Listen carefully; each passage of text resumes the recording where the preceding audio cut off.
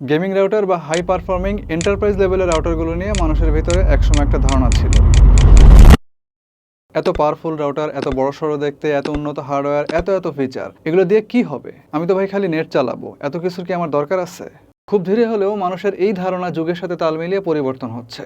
আমরা এখন রাউটারের বিভিন্ন ইউটিলিটি ফিচার নিয়ে চিন্তা ভাবনা করা শুরু করছি। একটা রাউটারে একটা ওয়ানের জায়গায় একাধিক ওয়ান থাকলে কি হয়, ইউএসবি থাকলে কি হয়, প্যারেন্টাল কন্ট্রোল কতটা স্ট্রং হতে হবে, কোয়ালিটি অফ সার্ভিসের মধ্যে কোন কোন সুবিধাগুলো আমাদের দরকার হয়, ক্লাউড ম্যানেজমেন্ট, ভিপিএন এবং সিকিউরিটির কি অবস্থা, ইভেন রাউটারের যে আকার আকৃতি তা ঠিক আছে কিনা এটা নিয়েও কিন্তু মানুষ এখন চিন্তা ভাবনা করে। সো এই মুহূর্তে আমার হাতে যে রাউটারটা আছে এটা হচ্ছে রুইজিয়ার একটা মাল্টিপারপাস ওয়াইফাই 6 রাউটার। মাল্টিপারপাস মানে হচ্ছে আপনারা এটা বিভিন্ন আঙ্গিকে বিভিন্নভাবে বিভিন্ন জায়গায় অনেক কাজের জন্য ইউজ করতে পারবেন। যেমন সোহো অর্থাৎ small office, home office, retail, অনেক ধরনের বাণিজ্যিক স্থাপনা যেমন রেস্টুরেন্ট, কফি শপ ইত্যাদি ইত্যাদি। এছাড়াও হোটেল লবিতে অথবা রুমে এই রাউটারকে ব্যবহার করা যাবে। সেই সঙ্গে এই রাউটারকে অ্যাজ এ গেমিং রাউটার আপনারা ইউজ করতে পারবেন। সো এটার ব্যবহারের পরিসর কিন্তু অনেক বড়, দামটাও কিন্তু নেহাইতি কম না, প্রায় 15,500 টাকার মতো।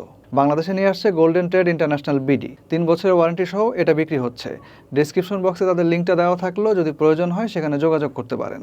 চলেন এই ডিভাইসটার সঙ্গে বক্সের মধ্যে আমরা আর কি কি পাচ্ছি সেগুলো দেখে আসি।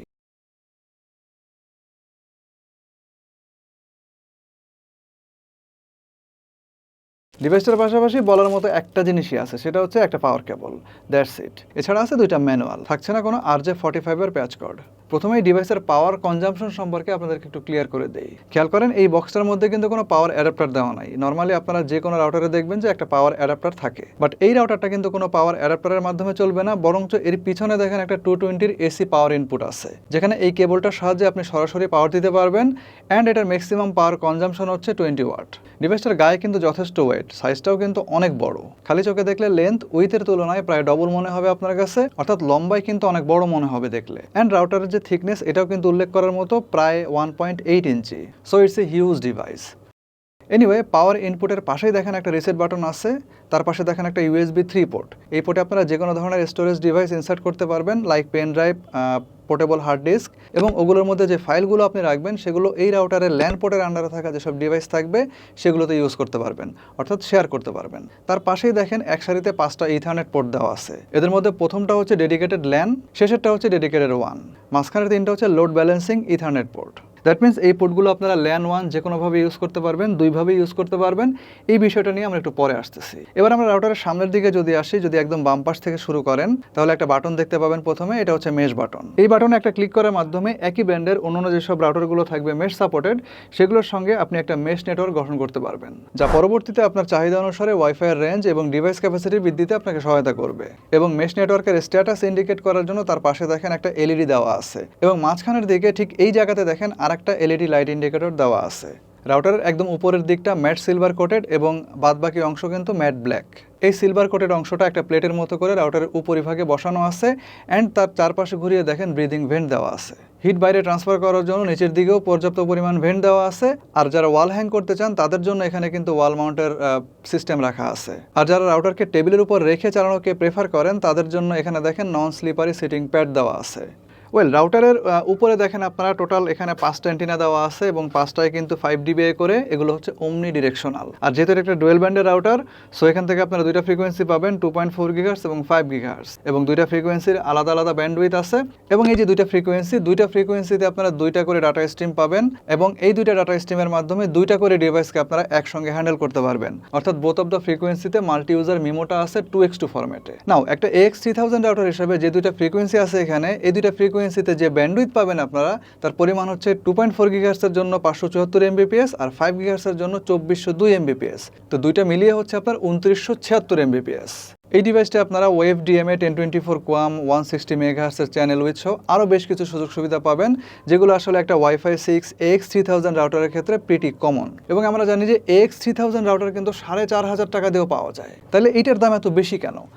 এখন বিষয়টা হচ্ছে যে এইখানে আপনার কিছু আনকমন ফিচার আছে, কিছু ফ্যাক্টর আছে, কিছু হার্ডওয়্যারের ফিচার আছে, সফটওয়্যার আছে, যেগুলো আপনি আসলে ওই যে 4,500 টাকার যে রাউটারগুলো ওগুলোর মধ্যে পাবেন না। সো আসলে পারফরমেন্সের দিক থেকে বলেন অথবা দামের দিক থেকে বলেন, ওইসব রাউটার থেকে এই রাউটারটা কিন্তু অনেকখানি আগায় আছে। এবং এই যে আনকমন বিষয়গুলো, এই বিষয়গুলোর কিছু থাকবে আপনার এর হার্ডওয়্যারের মধ্যে, কিছু থাকবে সফটওয়্যারের মধ্যে। হার্ডওয়্যারের বিষয়গুলোর মধ্যে অন্যতম হচ্ছে ডুয়েল মোডের ল্যান 1 পোর্ট। এখানে মোট 3টা এই ধরনের পোর্ট আছে। বাম দিক থেকে 1 নম্বরের ল্যানকে আপনারা 3 নম্বর 1 হিসেবে ইউজ করতে পারবেন, 2 নম্বর ল্যানকে 2 নম্বর 1 হিসেবে ইউজ করতে পারবেন এবং 3 নম্বর ল্যানকে 1 নম্বর 1 হিসেবে ব্যবহার করতে পারবেন। এছাড়া ডেডিকেটেড যে 1 ল্যানগুলো আছে এগুলোকে দেখেন ল্যান 0 এবং 1-0 এইভাবে মার্কিং করা আছে। এখন ডুয়েল মোডের যে পোর্টগুলো এগুলো আসলে বাই ডিফল্ট ল্যান পোর্ট হিসাবেই থাকবে।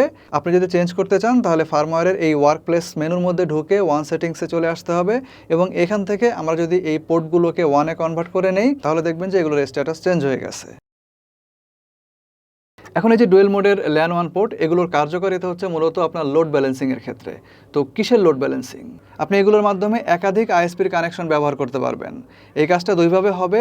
এক হচ্ছে আপনার একটা আইএসপির কানেকশন যখন ফেল করবে তখন সেকেন্ড আইএসপির কানেকশন সে অটোমেটিক্যালি নিয়ে নেবে। দ্বিতীয় হচ্ছে আপনার প্রথম আইএসপির ডাটা স্পিড যখন স্লো হয়ে যাবে বা অগ্রহণযোগ্য লেভেলে পৌঁছায় যাবে তখন সেকেন্ড যে 1 পোর্টটা আছে সেটা অটোমেটিক্যালি কাজ করা শুরু করবে এবং টোটাল কানেকশনটা তখন আপনার সেকেন্ড আইএসপিতে শিফট হয়ে যাবে। এই যে মাল্টি 1-এর মাধ্যমে আপনি জিনিসটা করলেন, এটাই হচ্ছে লোড ব্যালেন্সিং। সেকেন্ড হচ্ছে ইউএসবি পোর্ট। তো এই ইউএসবির কথা কিন্তু ভিডিও শুরুর দিকে বলতেছিলাম। এটা হচ্ছে সাম্বা শেয়ার, মানে রাউটারের ল্যানের সাথে কানেক্টেড ডিভাইসগুলো, অর্থাৎ ধরেন যে পিসি হইতে পারে সেগুলো। তো এই ইউএসবি পোর্টে কানেক্টেড যেসব ডিভাইসগুলো থাকবে, স্টোরেজ ডিভাইস থাকবে, এখান থেকে ফাইল শেয়ার করতে পারবে। That's it. লাইক আমরা দেখেন একটা পেন ড্রাইভ এখানে ইনসার্ট করছি এবং আমাদের পিসি থেকে কিন্তু এই পেন ড্রাইভটাকে রাউটারের মাধ্যমে অ্যাক্সেস করা যাচ্ছে। এখান থেকে আপনি চাইলে যে কোনো ফাইল কপি করে অন্য জায়গায় নিতে পারবেন অথবা অন্য কোনো জায়গা থেকে ফাইল কপি করে এনে এখানে রাখতে পারবেন। থার্ডলি সিপিইউ হিসাবে এখানে ব্যবহার করা হয়েছে 1.3 গিগাহার্টজের একটা ডুয়েল কোরের এসওসি। র্যাম আছে 512 এমবি এবং রোম আছে 128 এমবি। রাউটারের লেভেল এবং দাম হিসাবে আপনার 1.3 গিগাহার্টজটা ঠিক আছে, ডুয়েল কোরটাও টু সাম এক্সটেন্ট ঠিক আছে। বাট আমরা দেখছি যে একই দামের ভিতরে, মানে এটার যে দাম আপনার 15,500 টাকা, এই দামের অন্য যেসব রাউটার আছে AX3000 ইভেন AX1800 সেগুলোর মধ্যে আমরা দেখছি যে কোয়াড কোরের সিপিইউ ব্যবহার করা হয়েছে। আর এটার যে কাজের পরিধি সেক্ষেত্রে আপনার যদি কোয়াড কোরের সিপিইউ হইতো বিষয়টা আরো ভালো হইতো। 4 নম্বরে এই রাউটারে আছে 5টা অ্যান্টেনা। এর চাইতে কম দামের যেসব রাউটারগুলো আছে অর্থাৎ AX3000-এর ওইখানে কিন্তু আপনারা সর্বোচ্চ 4টা অ্যান্টেনা পাবেন, এটার মধ্যে আছে 5টা। ফলে রেঞ্জের ক্ষেত্রে আপনি কতটুকু কি সুযোগ সুবিধা পাবেন সেই ব্যাপারটাতে একটু পরে আসতেছি। বাট কনসেন্ট্রেটেড একটা নেটওয়ার্ক পাবেন যেটা কিনা আপনাকে over the wifi high speed data rate maintain করতে সাহায্য করবে। এবার এই রাউটারের ফার্মওয়্যারের যে উল্লেখযোগ্য বিষয়গুলো তার মধ্যে প্রথমে আসবে এটার সাইজ অর্থাৎ ব্যাপ্তি। এটা একটা হিউজ ফার্মওয়্যার, প্রচুর পরিমাণ দরকারি ফিচার এখানে দেওয়া আছে যেগুলো কিছু রাউটার বাদে নর্মালি AX3000-এর কোনো রাউটারেই প্রায় দেখা যায় না। আর ফার্মওয়্যারটা যথেষ্ট ফাস্ট এবং এত বিশাল ফার্মওয়্যার হওয়া সত্ত্বেও এটা কিন্তু ল্যাগই না। এই বিষয়টা অবশ্যই ভালো লাগছে। তবে দেখতে শুনতে আরও একটু স্মার্ট হওয়া দরকার ছিল, আর একটু সাজানো গোছানো থাকা দরকার ছিল। অপশনগুলোকে একটার মধ্যে একটা ঢুকায় দিছে, একই টাইপের সেটিংস বিভিন্ন আলাদা আলাদা মেনুর মধ্যে ঢুকায় রাখছে। এটা আসলে একটা সাধারণ ইউজারের পক্ষে খুঁজে বের করা খুবই টাফ হবে। যেমন ওয়াইফাইতে ফ্রিকোয়েন্সি 2টার চ্যানেল নাম্বার সিলেক্ট করা জায়গা হচ্ছে এইটা। গেটওয়ে মেনুর মধ্যে ওয়্যারলেস ল্যান, তারপরে আপনি রেডিও সেটিংসের মধ্যে গেলেই এটাকে পাবেন। আর চ্যানেল উইথ চেঞ্জ করার জায়গা কিন্তু আবার আলাদা। প্রথমে আপনাকে ওয়ার্ক প্লেসে যাইতে হবে, এরপর এখানকার যে রেডিও সেটিংস আছে এটার মধ্যে গেলে আপনি চ্যানেল উইথ খুঁজে পাবেন। আবার ফ্রিকোয়েন্সিগুলোর সিকিউরিটি প্রোটোকল যদি আপনি চেঞ্জ করতে চান তাইলে আবার আপনাকে আরেক জায়গায় যাইতে হবে। পাশের এই ওয়াইফাই মেনুতে ক্লিক করতে হবে এবং ডান পাশের এই যে এডিট বাটন আছে এখানে ক্লিক করলে দেন আপনি সিকিউরিটি প্রোটোকল চেঞ্জ করার সুযোগ পাবেন। তো আমার কথা হচ্ছে যে এই জিনিসগুলো কিন্তু মানে ইউজাররা এতদিন ধরে এক জায়গাতে দেখে অভ্যস্ত। বাট একটা জিনিস এখানে ভালো লাগছে, সেটা হচ্ছে এন্টারপ্রাইজ লেভেলের একটা সিকিউরিটি প্রোটোকল এখানে দেওয়া আছে, সেটা হচ্ছে 802.1x and this is great.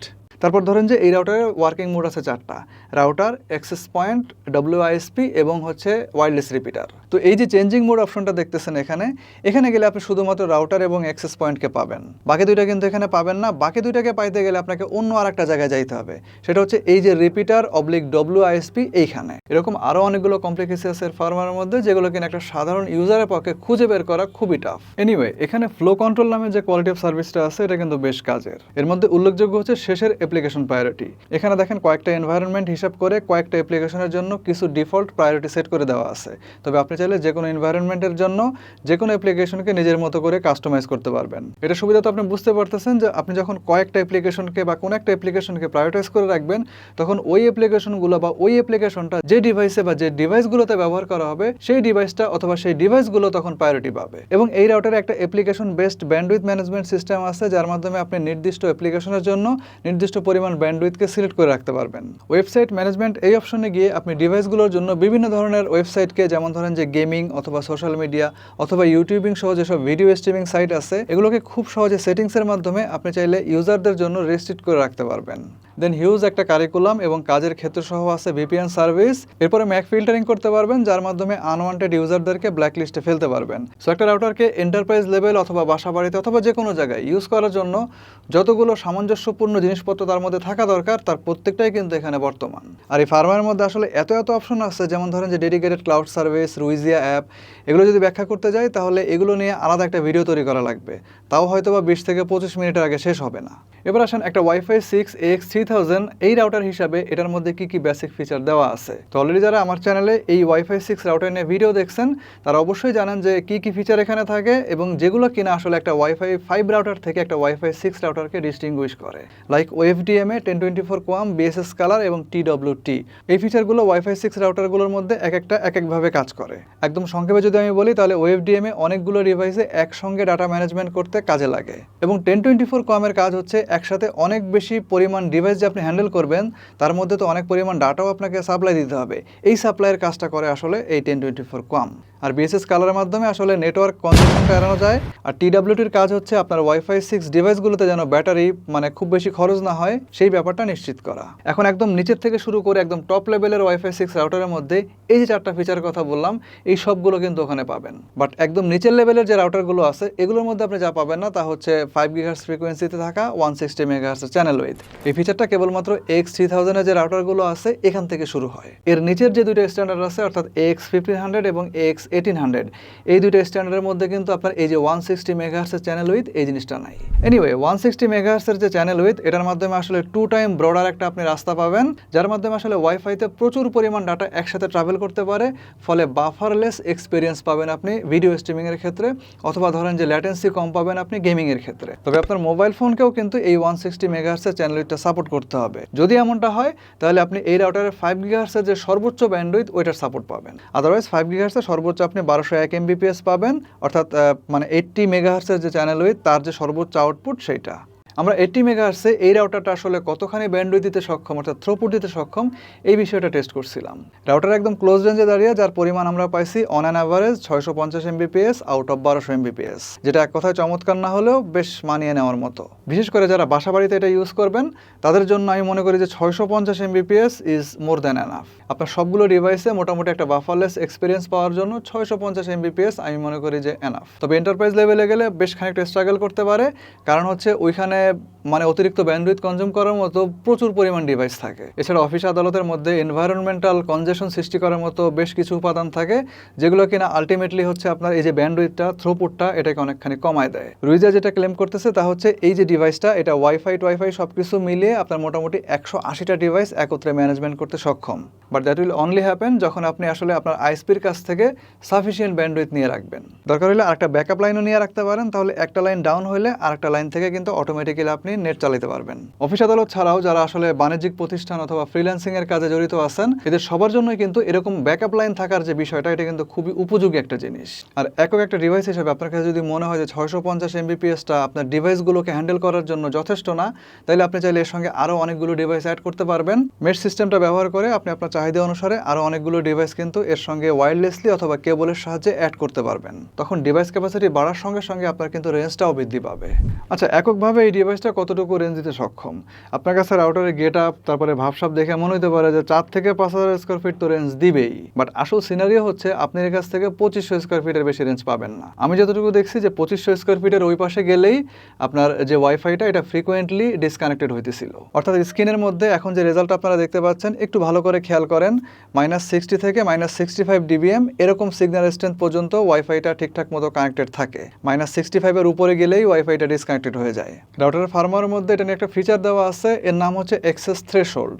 এখানে দেখেন বিভিন্ন পেরিমিটার সেট করার অপশন আছে, যেমন -85 dBm সেট করে দেওয়ার মানে হচ্ছে সিগন্যাল স্ট্রেংথ এর নিচে নেমে গেলে ওয়াইফাইটা ডিসকানেক্টেড হয়ে যাবে। -65 এর বেলাতেও একই।